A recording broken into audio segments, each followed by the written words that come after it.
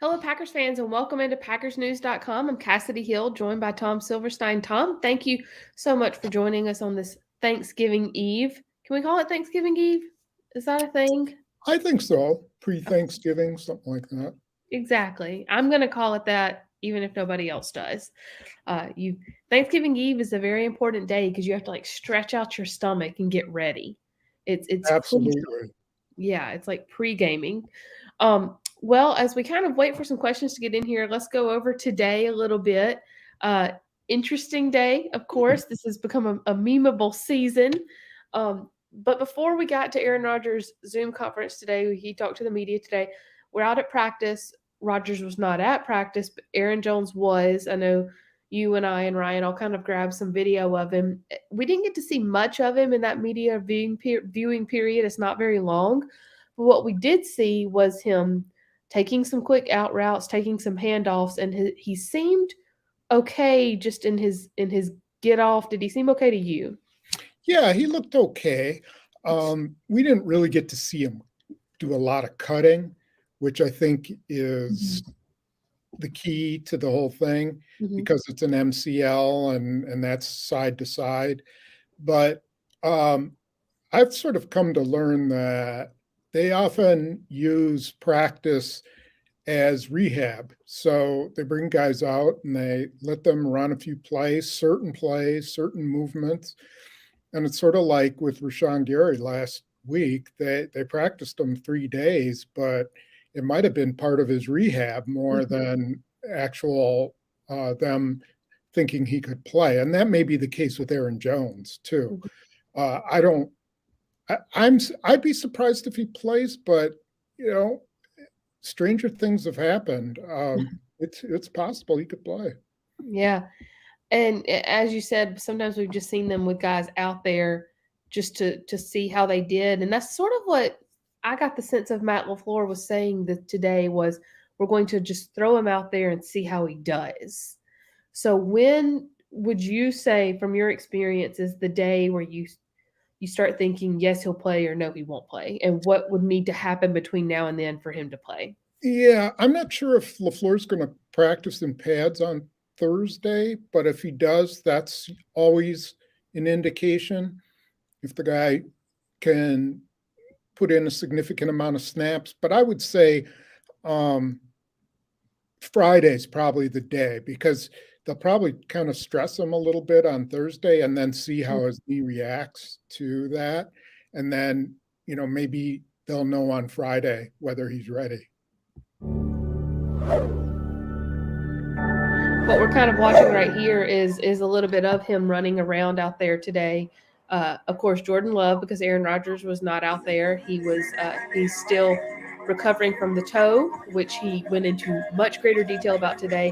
But there you see Aaron Jones going out for a short little route, and I think he comes back for one here.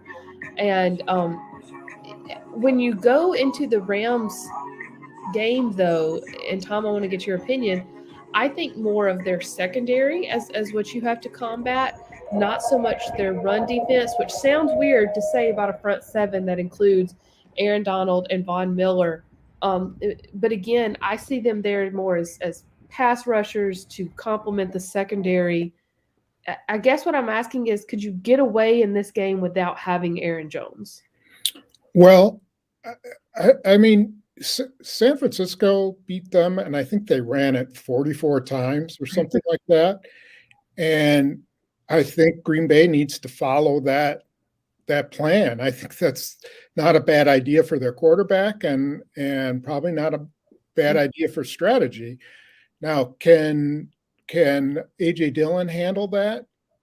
I don't see why he couldn't handle 20 carries and Mm-hmm. Patrick Taylor getting 10, Mm-hmm. or 12 or whatever. I don't think they have to play Aaron Jones. I think, to me, it's more important for Aaron Jones to be healthy for the rest of the season than it is for just this game.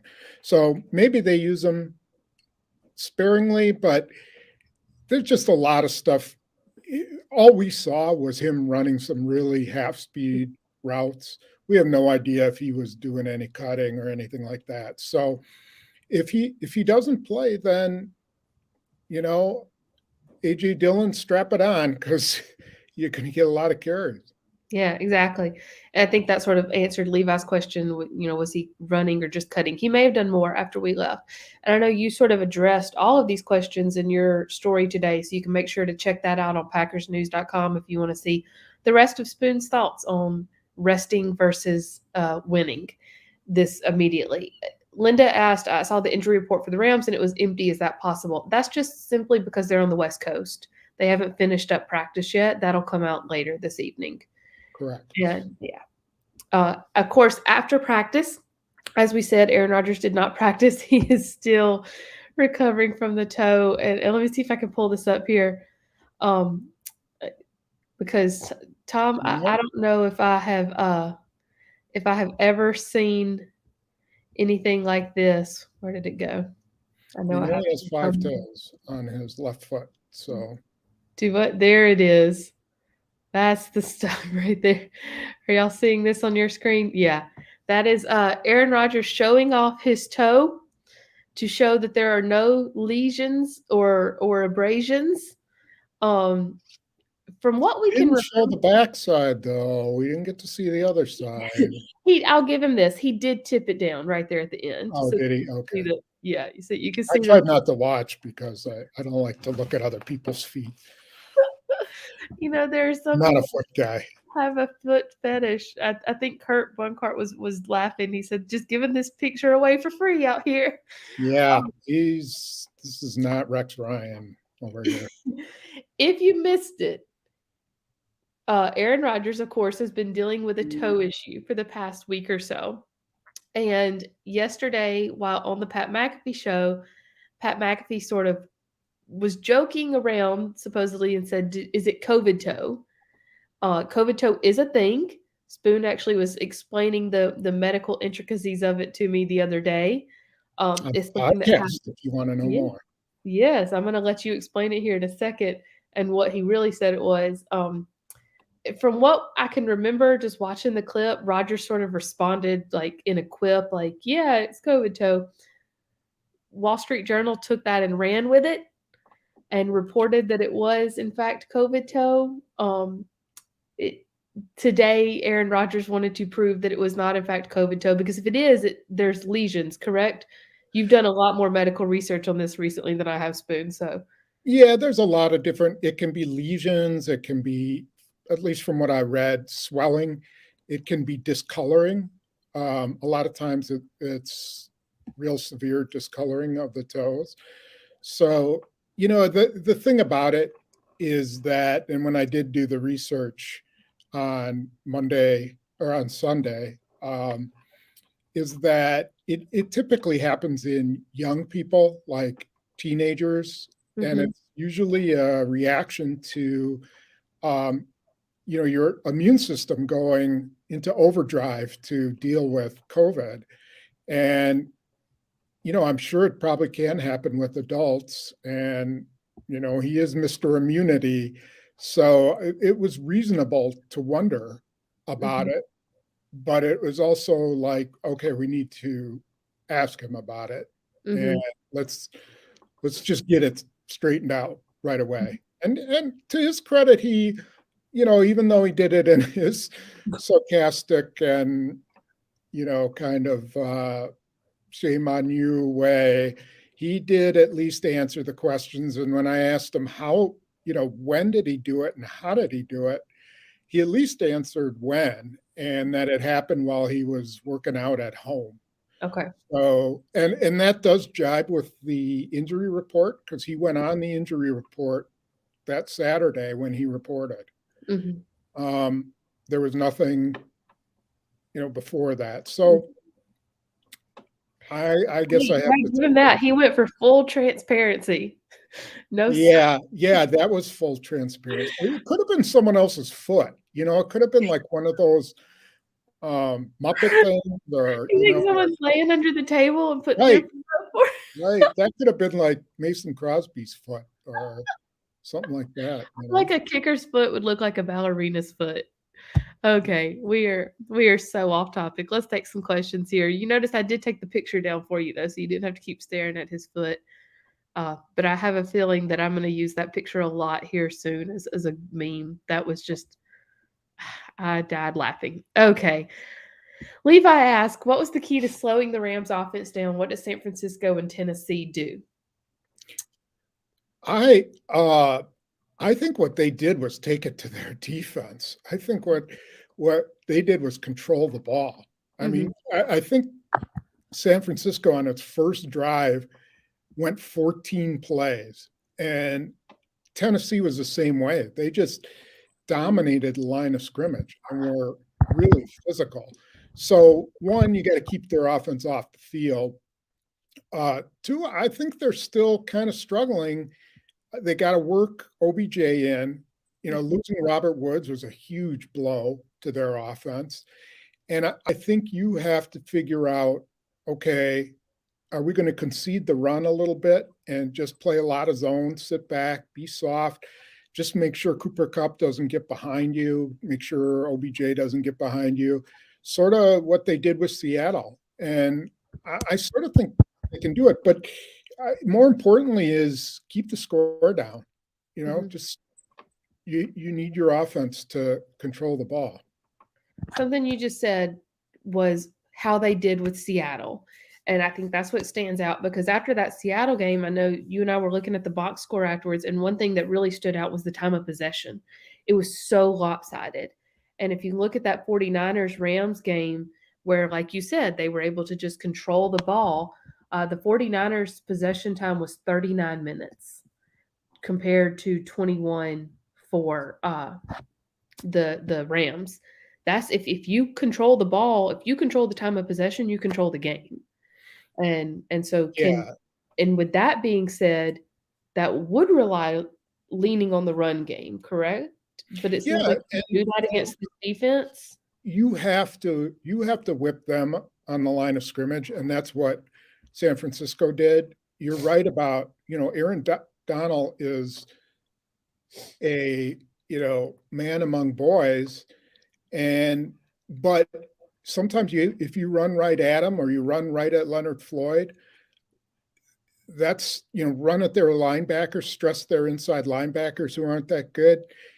You can have some success. So the Packers just have to be careful not to get into a pass happy situation where they're letting Aaron Donald and Floyd and Von Miller just tee off.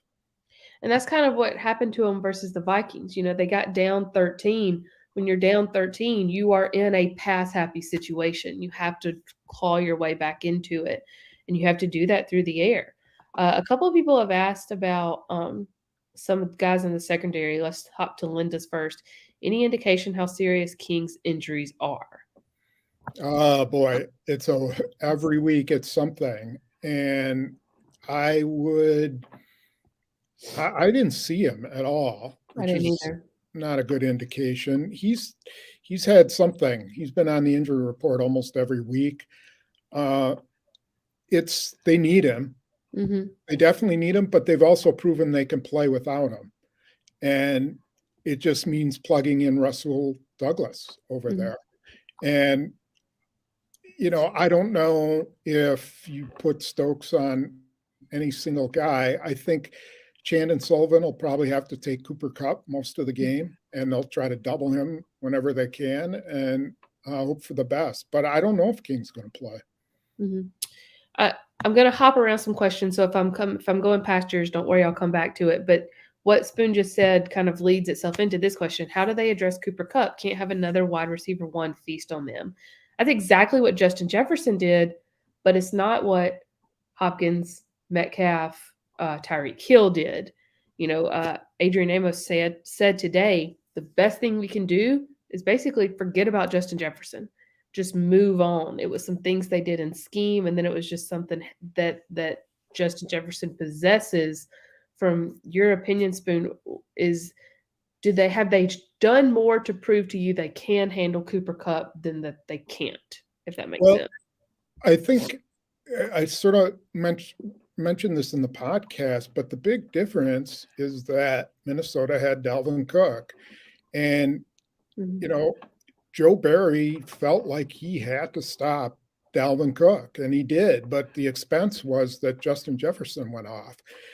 I don't think the Rams have the same type of dynamic back that Dalvin Cook is. He's one of the best in the league. Mm-hmm. And so they'll be able to try to stop the run with fewer guys and devote more of their guys into the secondary. And so I think it's a different game. I think it's more like the Seattle game than it is the Vikings game.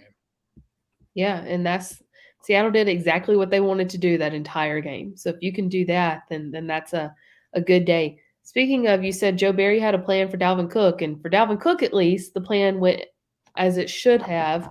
So Kevin asked, overall, do we owe, sorry, I think what he's trying to say there was owe. Do we owe Joe Barry an apology after we were all ready to fire him after week 1? Let's see what happens in the playoffs. That's what I want to know. The regular season doesn't mean a whole lot. Mm-hmm. I know if you're a top defense, usually you're a top defense. These guys have played well. They played well enough. They have decent talent. But there's going to be a time when the losses of Jair Alexander and Zadarius Smith and Rashawn Gary, that's going to catch up to them at some point. And so we're going to see, my feeling is we're going to see some teams put up some numbers on them as they learn what Joe Barry's defense is. The question is, can they make the plays that win games? They should have won the Vikings game based on Darnell Savage's 2 interceptions, 3 really. And they had 3 opportunities to win that game and they didn't do it. And so that's the kind of thing they're going to have to do in the future. Mm-hmm. I think a couple people have asked, Thomas asked about Rashawn Gary. A couple other people have asked Rashawn Gary. But I think Rick sort of asked it the best way. He was wondering what starters will be ready to go after the bye week. It seems like they've just been crawling to this bye week. Once we're through it, who do you see feasibly on the other side ready to go? First of all, Kassidy's not going to take it personally that you called her Carrie. He did. I will give Rick credit. He followed up in the comment below it and fixed my name. Okay. So he did. All right. Then I won't have to rip you on Twitter, Rick. I think Bakhtiar is a possibility. I think the fact that they went in there and cleaned his knee out, gives him a chance to come back. I think we'll see Aaron Jones for sure. Rashawn Gary, I think, will be back at some point. And by back, I mean he'll be an effective player again. Jair Alexander, we'll know in 2 weeks if after the bye he starts practicing, then we'll know. Then we'll know he's coming back. And when that is exactly, I don't know. But I know that they feel like they need just a couple more weeks to tell whether that thing is healing the way it should. And if it is, then I think they strap a brace on him and put him back on the field. Zadarius Smith, I just have no clue, because we don't really see him doing any football stuff. He's not down. Usually when a guy's getting close, you see him down in the Don Hudson Center doing something and haven't seen him do anything. Yeah, and I don't want to just completely assume here, but he had posted something on social media that indicated he was back in Green Bay. But then over the weekend, during the Minnesota game, he posted something that indicated he was back in Alabama. I don't know if that was just for the weekend. It was like a Thanksgiving community event he was doing. It could have just been for the weekend, and he came back because, the team was on the road anyways. But yeah, it's like you said, no one has really kind of been able to put a pinpoint on him, at least in the public eye. So we'll see where it goes from here. Okay, this is not particular to this week, but Kevin asked a fun little question. We'll end with this one. Oh, sorry, I clicked on the wrong one. Do you still think it's likely Rodgers will be gone after this year, either through a trade or retirement? I do. You do? I do. I think the Packers are in a situation where I don't know how they go forward with his contract on their salary cap. I mean, he is a really good player. He's not lost anything. We can see that. And I don't know that they can be a winning team next year Mhm. without him, but it's sort of the same transition they went through with Favre. You know, in 2008, when Rodgers became the starter, they had to take some lumps. This is their Mhm. year to go for it. And next year will be their year, I think, to groom Jordan Love to be the future quarterback. And start it all over again.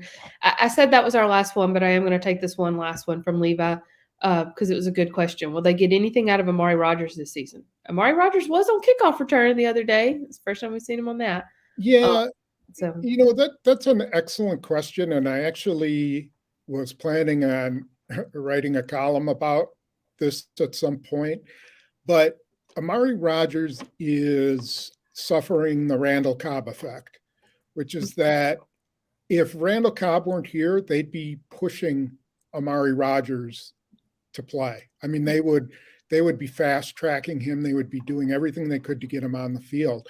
But they got Cobb. And so that that's the trade-off. You get a veteran like that, and he's a security blanket, and you play him instead of, Amari Rodgers starting out making all kinds of mistakes in the beginning, and then he starts to hit his stride at the end of the year. So I don't think he's ready to hit any strides because he's not playing. and and to your point, if next year is the year they start to groom Jordan Love, maybe that's the year they can pull in Amari Rodgers, let him go through his lumps as well. If they're going all in this year, you want a veteran guy like Randall Cobb back there. Yeah, but you also want somebody, a premier athlete, someone you think could be pretty dynamic to be taking that upward trajectory so that by the end of the year, someone like Eric Stokes, you have these ups and downs, but by the end of this year, he's going to be someone that you're not going to want to take out of the lineup. Mm-hmm. And that could have been the case with Amari Rodgers. Maybe not. I mean, maybe he's just not ready to be an NFL player. Maybe he's not fast enough. I don't know. But I just don't think he's going to be a factor at all this year. I think Equinemius St. Brown has a chance to be a bigger factor and Mm-hmm. already is. He really showed up in the second half of that Vikings game the other day. I think at one point he had one reception on 4 targets. And then on the fifth target, Rodgers hit him in stride for a first down. It was beautiful. It got him down into the red zone. And after that, you couldn't stop him. He was He's on a fire the rest of the very day. good player, and I was really high on him coming out of training camp. I kept telling everybody he's going to make the roster, and he got hurt. And that's been his history. The first 3 years, he's been hurt a lot, but he's got a ton of talent. And he was a late round pick for whatever reason, and I think he's the guy who's hitting his stride, and Mhm. I think they're going to get him on the field some more. Yeah. We have a bunch of late questions coming in about Crosby. I don't know if the answer changes on that. It's just let's see what happens Sunday. No, it doesn't. You can't trust me. A lot of people go through the NFL and check on teams that switch kickers, like in the middle of the year, and how many of them were disasters, Mm-hmm. and you get to the playoffs and all of a sudden the pressure's on and these guys who haven't kicked before are shanking them all over the place. Yeah. Mason Crosby will get his act together. And even if he doesn't, he's still got enough talent and savvy and experience that you'd still want him in the playoffs. Yeah. He just got a case of the yips, Boom. Gotta I get don't think he does. I don't. I still think it comes down to the snap and the the whole. procedure. I still, to me, I don't get how much longer are they going to go with Steve Wordle? He had a snap to Corey Bajorquez that could have bounced all the way to Eden Prairie. It was so bad. Bajorquez went down and got it. They were really lucky. That could have been a block Mhm. punt. Yeah. So I don't know. I still think that that's the issue. I don't think it's Mason Crosby. And I guess when I say he's got the yips, it was something that Ryan Wood, our colleague, said the other day that I thought made sense. He said it's not necessarily his fault, but when things continue to go wrong, you expect them to go wrong. And so is that something that's in Crosby's head? He's just worried Maybe. every snap now is going to go wrong. I think you and I and Ryan especially think like that. But pro athletes are trained in a different way. That's true. They are trained to think that it's like an anomaly when they miss, Uh-huh. or when they drop a pass or they give up a touchdown. I'll always tell people this about covering certain people. Charles Woodson was one of those guys. He could be beat for a touchdown, and you'd go up and ask him about it, and he wouldn't know what you're talking about. It's like, no, they just scored a touchdown. They didn't beat me for a touchdown. They just scored. That happens. I don't get beat. It's just kind of Yeah. the way that pro athletes think. So, Yeah. And pro athletes, we are not. no, But no, nope. we are not. Well, Spoon, I hope you have a very happy Thanksgiving You tomorrow. too. Yeah, we are, to those watching, we are not going to be doing a Facebook Live tomorrow. Go enjoy time with your family, or at least try to. Sit around Yes. the same table with them. And we will be there for Matt LaFleur in the morning. LaFleur is going to have an earlier press conference.